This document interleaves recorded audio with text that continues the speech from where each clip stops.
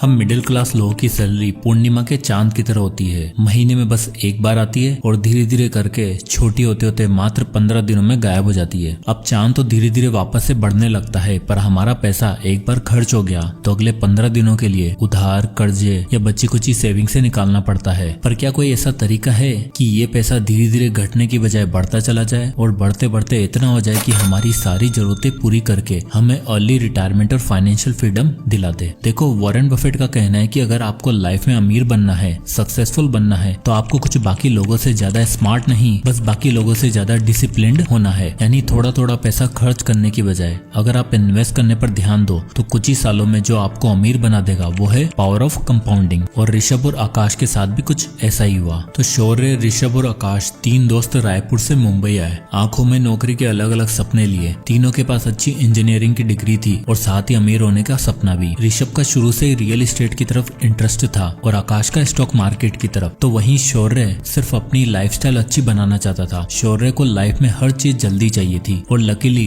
तीनों में सबसे पहले नौकरी लगी भी तो शौर्य की। महीने की 30,000 तनख्वाह पे मुंबई में शौर्य ने सारे सपने पूरे करने का डिसीजन बना लिया। मुंबई का पार्टी कल्चर, लिविंग एक्सपेंसेस, खाना पीना और अलग अलग डेस्टिनेशन शौर्य को भी भाग गए और वो हर महीने ये सारी चीजें जरूर एक्सप्लोर करता। 23 साल का शौर्य अब ज्यादा समझदार और इंडिपेंडेंट हो चुका था। उसे फैमिली तो चलानी नहीं थी, बस अपना करियर बनाना था। इसलिए उसने ऋषभ और आकाश से अलग रहने का डिसीजन लिया, जहां उसके बाकी ऑफिस कलीग भी रहते थे। आए तो तीनों साथ थे, पर शौर्य अब अपने ऑफिस के पास वाली सोसाइटी में एक अपार्टमेंट में रहने लग गया था, जहां का रेंट था 10 से 12 हजार रूपए और ये जगह उसके ऑफिस से नजदीक भी थी। वहीं आकाश और ऋषभ ओल्ड पनवेल में रहते थे, जहाँ रेंट और प्रॉपर्टीज काफी सस्ते और अपॉर्चुनिटी ज्यादा। अब ऋषभ को शुरू से रियल एस्टेट में इंटरेस्ट था और जब वो पनवेल शिफ्ट हुआ तो शुरू के 3-4 महीने उसके पास नौकरी नहीं थी। वो अपने पिताजी से पैसे मंगवाकर अपना खर्चा चलाता। अब ऋषभ सिर्फ नौकरी नहीं ढूंढ रहा था, वो पनवेल में और नवी मुंबई में रियल एस्टेट प्रॉपर्टी पर स्टडी कर रहा था। 2009 में 23 साल का ऋषभ 10 रुपए की चाय और वड़ा पाव पर गुजारा करके इतनी इन्फॉर्मेशन हासिल कर चुका था कि बस उसे एक बड़ी न्यूज और एक बड़े अमाउंट की जरूरत थी। ऋषभ को पता चला कि नई मुंबई अगले 10-15 सालों में खूब डेवलप होने वाली है। यहाँ मेट्रो आने वाली है और ये ओल्ड पनवेल भी नवी मुंबई के डेवलपिंग हिस्सों में आने वाला है। तो ऋषभ ने एक रियल एस्टेट कंपनी में नौकरी पकड़ी, जहां उसकी तनख्वाह बहुत कम थी, मात्र 15,000 रूपए, पर इन्फॉर्मेशन का भंडार था। सडनली ऋषभ को पनवेल में एक ऐसी प्रॉपर्टी मिल गई जहां कंस्ट्रक्शन शुरू होने वाला था और वहां लैंड अलॉट हो रहे थे। ऋषभ ने अपने पापा को फोन करके 15 लाख रुपए इस प्रॉपर्टी में इन्वेस्ट करने के लिए कहा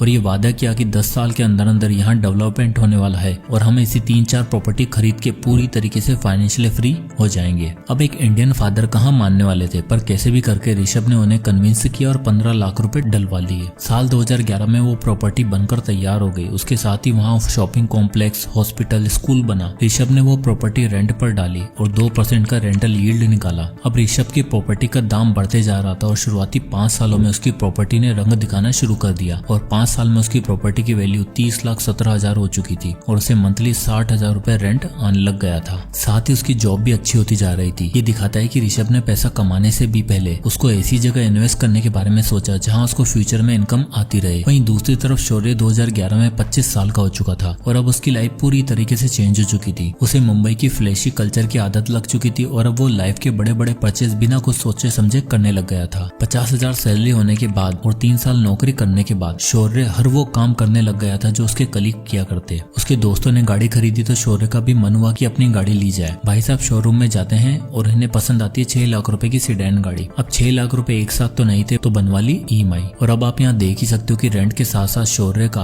12,000 रुपए का एक और फिक्स्ड खर्चा हो गया है। 50,000 की सैलरी में शौर्य 12,000 रेंट पे करता था और 12,000 गाड़ी की EMI, यानी 24 से 25,000 का खर्चा फिक्स्ड। अब गाड़ी आ गई थी, महंगी बातचीत हो गई थी, तो अब तो जीवन में किसी हमसफर का आना बनता था। और लाइफ पार्टनर आते ही शौर्य ने अपने आप को ऐसे प्रेजेंट किया जैसे उसके पास बहुत पैसा है और वो खूब पार्टी और मजे करता है। शौर्य की पार्टनर ने भी अपने मन में शौर्य के लिए वही इमेज बना ली और अब शौर्य के पास 25,000 एक्स्ट्रा बचते भी थे, अब वो भी नहीं बच रहे थे। धीरे धीरे टाइम बीता। शौर्य अच्छी जॉब की तलाश में स्विच करता रहा। उसने अपनी फैमिली बनाई, शादी करी, पर इस बीच में वो जब भी अपने दोस्तों के बारे में सोचता तब उसे यही लगता कि यार मैं कहां से कहां आ गया हूं और वो लोग अभी वहीं के वहीं पड़े हुए होंगे। फाइनली 11 साल काम करने के बाद जब शौर्य 36 साल का हो चुका था तब उसे ऐसी जॉब मिल गई थी जहां उसे 1 लाख रुपए पर मंथ मिल रहा था और अब शौर्य को लगा कि टाइम आ गया है खुद का घर लेने का। शौर्य और उसकी वाइफ अब मुंबई में एक अच्छा घर की छानबीन में लग गए थे और फाइनली पनवेल में एक प्रॉपर्टी प्रॉपर्टी पसंद आती है, 3 BHK अपार्टमेंट, और वो भी फुली फर्निश्ड, जो उन्हें 90 लाख रुपए मिल रहा था।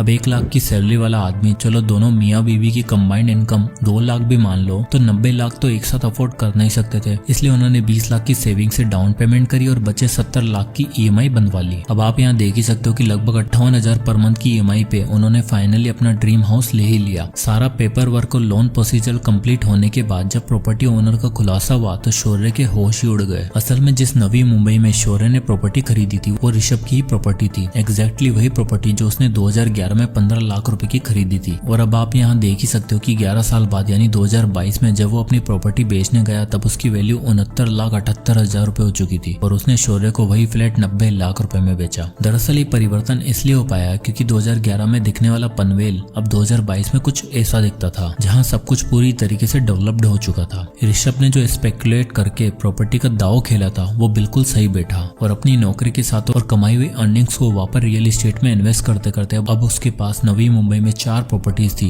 जिसमें से एक खरीदी शौर्य ने। तो जैसे ही शौर्य ने ऋषभ को देखा वो हैरान हो गया और ऋषभ ने उससे मिलने के बाद बताया कि भाई मैंने इन 13 सालों में 4 प्रॉपर्टी खरीद ली है। दरअसल मैं नवी मुंबई में तब इन्वेस्ट किया था जब वो डेवलप हो रही थी और रियल एस्टेट इकलौती ऐसी चीज है जो इन्फ्लेशन के दायरे में इतनी नहीं आती, उल्टा इन्फ्लेशन के साथ साथ रियल एस्टेट भी ग्रो होता है और साथ ही बढ़ती प्रॉपर्टी के रेट्स भी और आसपास होती डेवलपमेंट के साथ रेंट भी इंक्रीज हो जाते हैं, यानी पावर ऑफ कंपाउंडिंग के साथ पावर ऑफ रेंटिंग भी। 36 की एज में ऋषभ के पास इतना पैसा था कि वो आराम से रिटायर हो सकता था और उसका एसेट उसे पैसा कमाकर दे रहा था। वॉरेन बफेट कहते हैं, if you don't find a way to make money while you sleep you will be working till your last breath. और कुछ ऐसा ही हाल था शौर्य का। इन दोनों में बातचीत चली रही थी कि इतने में आकाश का जिक्र हुआ। शौर्य ने पूछा कि आकाश कहाँ है आजकल, नौकरी के लिए कहीं धक्के तो नहीं खा रहा? तो ऋषभ ने बताया नहीं भाई, उसकी गेम तो एकदम अलग है। उसने 2 साल नॉर्मल जॉब करने के बाद दलाल स्ट्रीट में नौकरी करी और अब वो वहीं पर प्लेस्ड है। रुक, उसको भी बुलाता हूँ। आकाश का इंतजार करते हैं। शौर्य और ऋषभ दोनों एक होटल में बैठे हुए थे। तभी आकाश एक ट्रू जेंटलमैन सेंस में अपनी गाड़ी से उतरता है और दोनों से बड़े दिनों बाद मिलकर बहुत खुश होता है। आकाश का सिंपल वे ऑफ लिविंग देखकर शौर्य पूछता है कि भाई तुम्हारा क्या हाल है, लाइफ में कुछ हुआ कि नहीं, पैसा रुपया कमाया कि नहीं ढंग से? इस पर आकाश बड़ी ग्रेसफुली रिप्लाई करता है कि भाइयों बस अगले 5 सालों में रिटायर होने वाला हूँ। शौर्य मनी मन सोचता है कि एक साला रिटायर भी हो गया है और एक 5 साल बाद होने वाला है और मैं अकेला अगले 20 साल तक घर की EMI भरने के लिए काम करूंगा क्या? आउट ऑफ क्यूरियोसिटी शौर्य पूछ ही लेता है कि भाई 5 साल में कहीं लॉटरी तो नहीं लगने वाली? इस पर आकाश उन दोनों को अपनी लाइफ स्टोरी बताता है। कहता है कि मेरी कोई लॉटरी नहीं लगने वाली, बल्कि मैं सेविंग्स रूल और कंपाउंडिंग रूल की मदद से पैसा कमाया है और अब इतना हो चुका है कि बस 3-4 साल बाद रिटायर हो जाऊंगा। तो आकाश कंटिन्यू करते हुए बताता है कि हुआ यूं कि मेरी पहली नौकरी लगी एक ट्रेडिंग कंपनी में एज एन IT टेक्नीशियन। वहाँ मेरा काम तो अलग था पर मैंने स्टॉक मार्केट के कुछ दाव पेश सीखे और अपनी 25,000 की सैलरी में से कुछ पोर्शन सेव करके इन्वेस्ट करता रहा। इन्वेस्ट करने के लिए मैंने जिस सेविंग मेथड का यूज किया था वो था 50-30-20 रूल। मैंने 25,000 की सैलरी में से 50% हिस्सा अपनी नीड्स के लिए रखा, 30% वॉन्ट्स और एंटरटेनमेंट सोर्सेज के लिए और बाकी बचा 20% यानी 5,000 रुपए SIP के थ्रू इन्वेस्ट किया। आकाश ने बताया कि उसे सबसे पहले मार्केट के बारे में सीखना था और इन्वेस्टमेंट के लिए जो सबसे बेस्ट चीज थी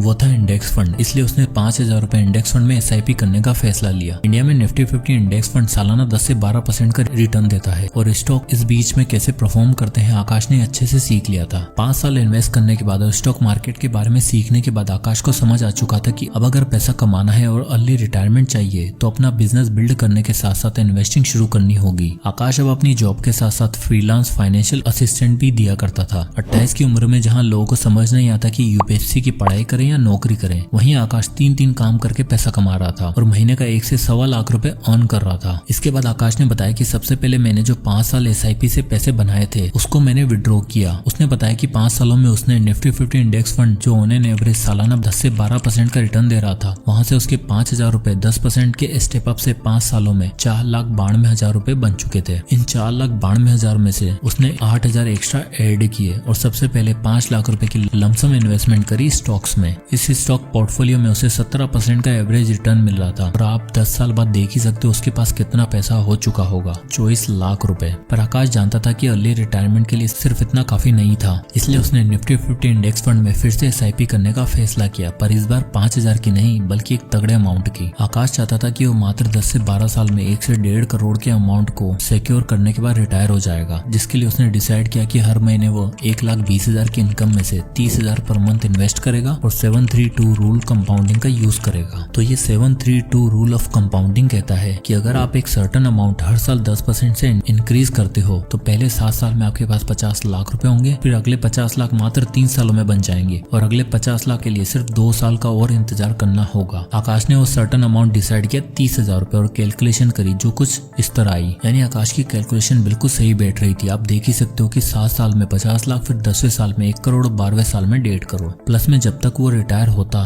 तब तक उसके पास 25 लाख के स्टॉक भी तो था जिससे उसे डिविडेंड भी मिल रहा होगा। पर इस कैलकुलेशन में एक बहुत बड़ी दिक्कत थी। आकाश ने सोचा 1.5 करोड़ रुपए जो 12 साल बाद कैलकुलेशन में शो हो रहे हैं, क्या 12 साल में इन्फ्लेशन के बाद भी इनकी वैल्यू सेम ही रहेगी क्या? तब उसने इंडिया में चल रही 6% एवरेज इन्फ्लेशन को भी एडजस्ट करा, जिसकी कैलकुलेशन कुछ इस तरह थी। आप यहाँ देख ही सकते हो इन्फ्लेशन एडजस्ट करने के बाद उन 1.5 करोड़ की एक्चुअल वैल्यू मात्र 71 लाख रुपए होगी। तो आकाश को ये समझ आ चुका था कि 30,000 रुपए से तो काम नहीं होने वाला है। उसे अपनी रिटायरमेंट के लिए 1 करोड़ की जरूरत थी जो 30,000 पर मंथ की SIP से अचीव नहीं होने वाला था। इसलिए उसने पहले दिन से 50,000 पर मंथ इन्वेस्ट किया और अब आप रिजल्ट देख ही सकते हो। 732 रूल ऑफ कंपाउंडिंग, उसका 1 करोड़ का टारगेट 12 साल में आराम से अचीव हो जाएगा, वो भी आफ्टर इन्फ्लेशन। यानी अगर तीनों दोस्तों में देखा जाए तो आकाश ने बाकी दोनों को आराम से आउट प्ले कर दिया। चलो ऋषभ को तो रियल एस्टेट में पावर ऑफ कंपाउंडिंग देखने को मिल गई, वो 36 की एज में वो फाइनेंशियली फ्री भी हो गया। अब देखो रियल एस्टेट में आपको बल्क में कैपिटल चाहिए जो सही टाइम पे ऋषभ के पापा ने डाल दी। पर आकाश की टेक्निक और मल्टीपल इनकम सोर्सेज से पैसा कमाने की अप्रोच सबसे ज्यादा रियलिस्टिक और एप्लीकेबल लगती है, जिसको शौर्य ने कभी समझने की कोशिश ही नहीं करी। अभी 36 की एज में ऋषभ रिटायर हो चुका था और आकाश भी 3-4 साल बाद रिटायरमेंट लेने ही वाला था। पर शौर्य वो तो भी 20 साल और नौकरी करेगा क्योंकि उसके घर की EMI जो चुकानी है, बच्चे का महंगा स्कूल में एडमिशन करवाया है, उसकी फीस भी भरनी है और जो महंगी लाइफस्टाइल शुरू से बनाई थी उसे मेंटेन भी तो करना है, जिसमें आराम से 1 से 1.5 लाख रुपए खर्च हो ही जाएंगे। ये एक सबसे बड़ा डिफरेंस है रिच और मिडिल क्लास माइंडसेट के लोगों में। मिडिल क्लास माइंडसेट के लोग पैसा आते ही उसे 10 जगह खर्च करने की सोचते हैं। आप में से कितने ऐसे होंगे जिनकी सैलरी आने से पहले एक शॉपिंग लिस्ट रेडी होती है? कमेंट में यस लिखो। वहीं एक रिच माइंडसेट वाला इंसान सोचता है कि कितने सोर्सेज से पैसा कमाया जा सकता है और ले रिटायरमेंट कैसे ली जा सकती है। यानी मिडिल क्लास लोगों के पास होता है power of loans and EMIs जो उन्हें एक दिन बर्बाद कर देता है। वहीं अमीर लोगों के पास होता है पावर ऑफ कंपाउंडिंग जो उन्हें आबाद और फाइनेंशियली फ्री बना देता है। जय हिंद।